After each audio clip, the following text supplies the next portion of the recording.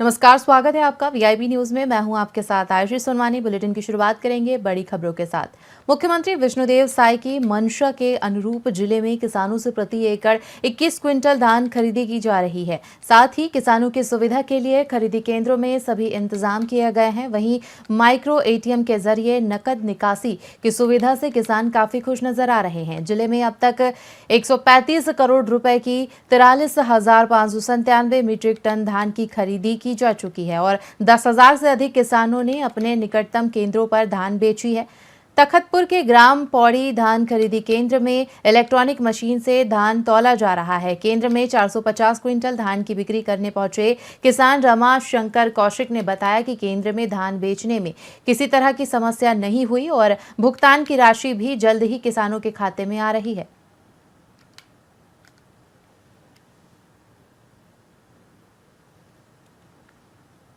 मैं श्रीमती मंजू महेंद्र पांडे, पंजीयक सहकारी संस्थाएं बिलासपुर केंद्र सरकार के द्वारा 14 नवंबर से हमारे धान खरीदी सभी जिलों की शुरुआत की गई। हमारे यहाँ भी 14 नवंबर से धान खरीदी चल रही है और सभी समितियों में हमारी 114 सोसाइटी की 140 केंद्र में सभी व्यवस्थाएं की गई हैं।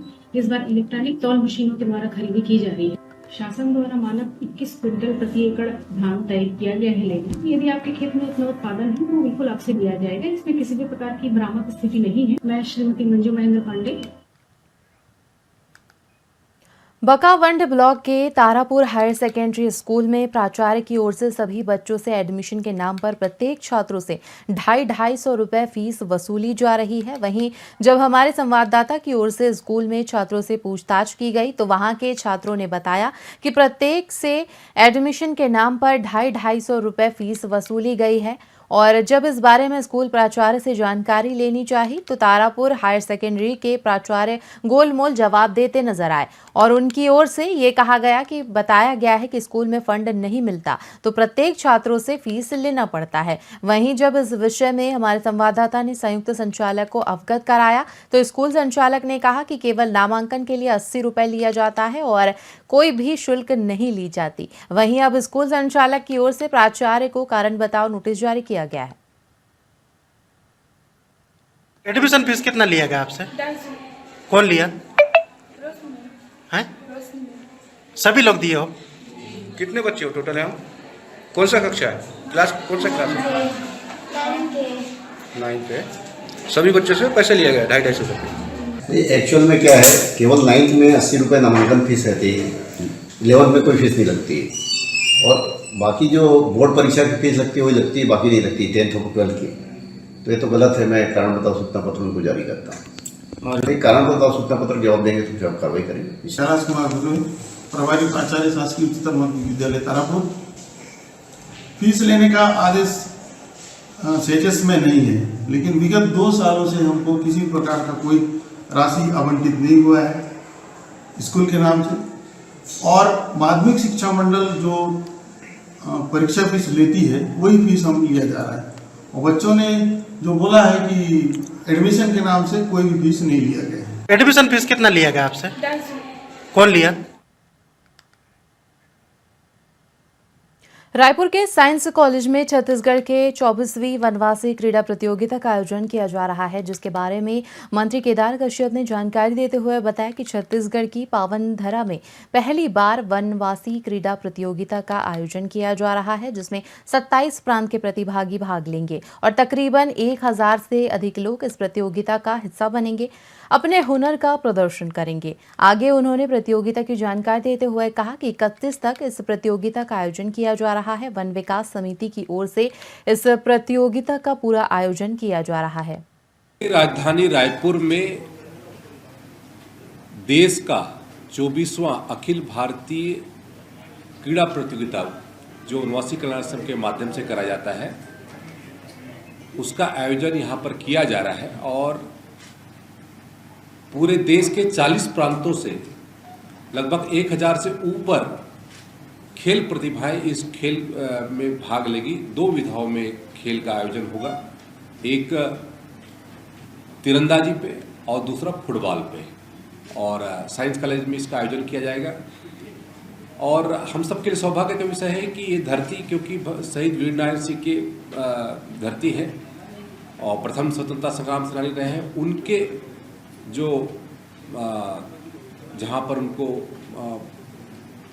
जहाँ शहीद हुए थे, जय स्तंभ चौक से वो मशाल रैली के स्वरूप में 27 तारीख को वो आयोजन किया जाएगा।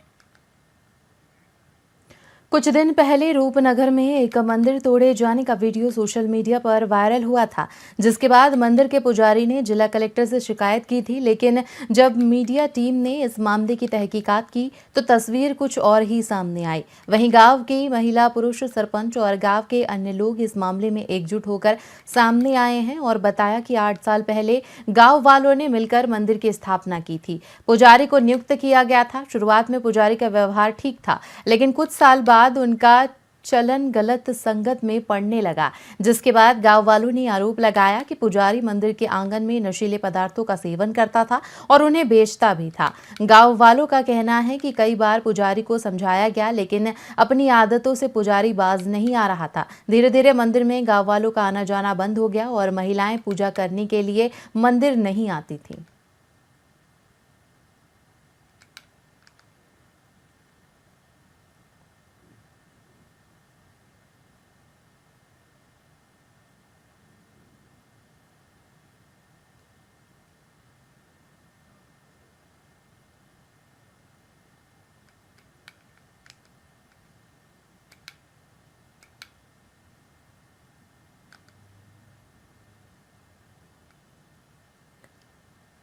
इसमें कुछ भी सच्चाई नहीं है। वहाँ पे मंदिर था तो वहाँ पे नशीला पदार्थ का काम होता था, इसलिए हम वहाँ जा नहीं पाते थे। सब लेडीज लोग कोई भी पूजा पाठ कर नहीं पाते थे, इसलिए हम लोग पूरा गांव वाले मिलके मंदिर को यहाँ लाए हैं। अब यही पूजा पाठ, हाँ, यही पूजा पाठ हो रहा है। हर सोमवार को हर दिन पूजा हो रहा है। ये हमारे पुजारी भी है, हमारे इधर अच्छा हो रहा है पुजारी। मिला है कि पुजारी के द्वारा जो है वो मंदिर में नशा पदार्थ जैसे गांजा, शराब जैसे वहाँ बेचे जा रहे हैं, ऐसा मौखिक शिकायत हमको मिली थी। फिर भी हम गांव वाले को यही सुझाव दिए कि गांव के मामला है, गांव वाले लोग आप लोग समाधान कीजिए। और गांव के लोग और दोबारा फिर मेरे को मौखिक रूप से बताया गया है कि हम लोग वो गलत गतिविधियों के कारण जो है हम लोग वहाँ से शिव मंदिर को वहाँ से स्थानांतरित करना चाहते हैं। इसमें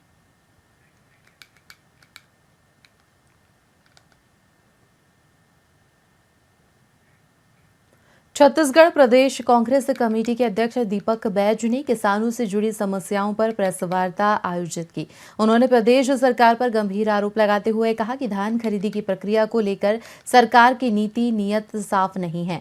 वहीं बैज ने बताया कि धान खरीदी की शुरुआत को 15 दिन हो चुके हैं, लेकिन अभी तक किसानों को कोई ठोस लाभ नहीं मिला है। वहीं बैज ने कहा कि सरकार बनने के बाद चौथे किश्त की बचत राशि किसानों को नहीं दी गई है, जो कि सरकार का वादा था। इसके साथ ही उन्होंने सरकार पर आरोप लगाते हुए कहा कि 70% से ज्यादा सोसाइटियों में 21 क्विंटल की खरीदी भी नहीं हो रही है। सरकार ने बड़े वादे किए थे कि किसानों को एक मुश्त और नगद राशि दी जाएगी, लेकिन अब तक पंचायत भवन में काउंटर नहीं खोले गए हैं और न ही किसानों के खातों में पैसे पहुंचाए गए हैं।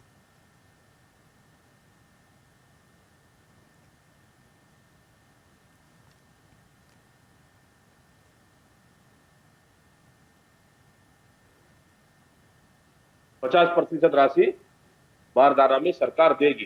हालांकि इसका मतलब सीधा सीधा जो मार्केट रेट से किसानों को 50% राशि का सीधा सीधा नुकसान हो रहा है और किसी भी सोसाइटी में बारदाना उपलब्ध नहीं है। बारदाना की कमी से छत्तीसगढ़ प्रदेश के किसान जूझ रहे हैं और बारदाना खरीदने में सरकार छत्तीसगढ़ के किसानों के साथ लूटने का काम कर रही है। 50% राशि बारदाना में सरकार देगी। हालांकि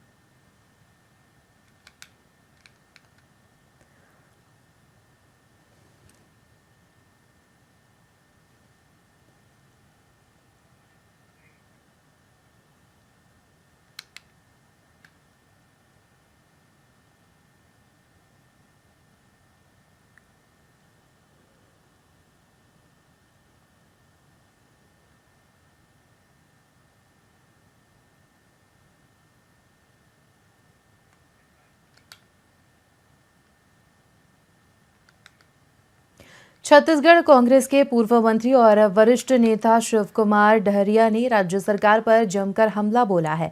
उन्होंने सड़कों के निर्माण, नगरीय निकाय चुनाव और पंचायत चुनाव को लेकर सरकार की कार्यशैली पर सवाल उठाए हैं। डहरिया का कहना है कि हाल के दिनों में मेट्रो की गाड़ियों के एक्सीडेंट के बाद सरकार को इसे गंभीरता से लेना चाहिए, लेकिन सड़कों का निर्माण सिर्फ कागजी काम तक सीमित हो गया है। साथ ही उन्होंने आरोप लगाया है कि सरकार केवल कागजों में विकास के दावे कर रही है, लेकिन धरातल पर कोई ठोस कार्रवाई नहीं की जा रही है। सड़कों के निर्माण की बात हो या अन्य बुनियादी सुविधाओं की, इन सभी पर सरकार ने अपनी जिम्मेदारी ठीक से नहीं निभाई है।